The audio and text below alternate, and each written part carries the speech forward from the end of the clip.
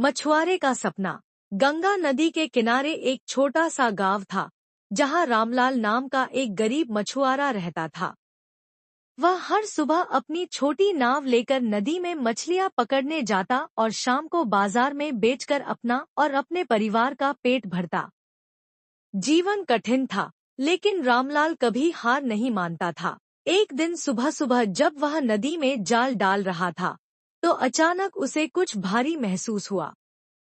उसने सोचा कि शायद कोई बड़ी मछली फंस गई है। वह धीरे धीरे जाल खींचने लगा, लेकिन जब जाल ऊपर आया तो उसकी आंखें फटी की फटी रह गईं। जाल में एक सुनहरी मछली थी, जो किसी साधारण मछली से अलग दिख रही थी।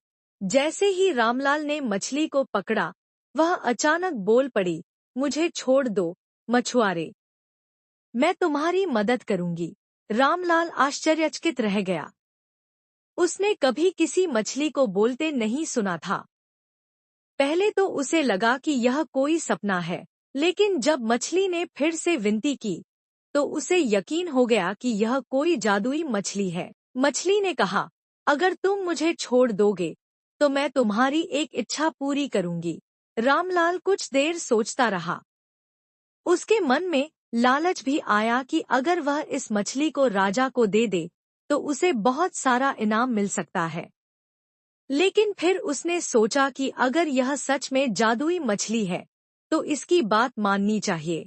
रामलाल ने कहा, मुझे बस इतना चाहिए कि मेरा परिवार खुशहाल रहे और हमें कभी भूख न सहनी पड़े। मछली मुस्कुराई और बोली, तुम्हारी इच्छा पूरी होगी।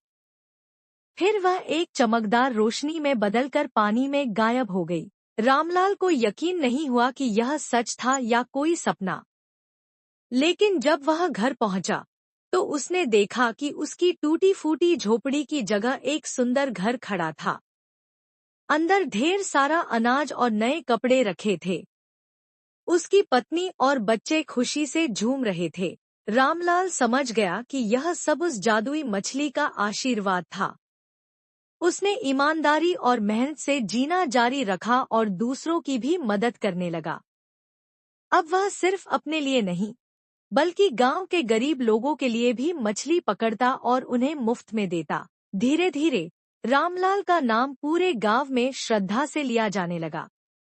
उसकी भलाई और ईमानदारी के किस्से दूर दूर तक फैल गए। उसने एक बात हमेशा याद रखी, सच्ची खुशहाली सिर्फ धन से नहीं, बल्कि अच्छे कर्मों से आती है।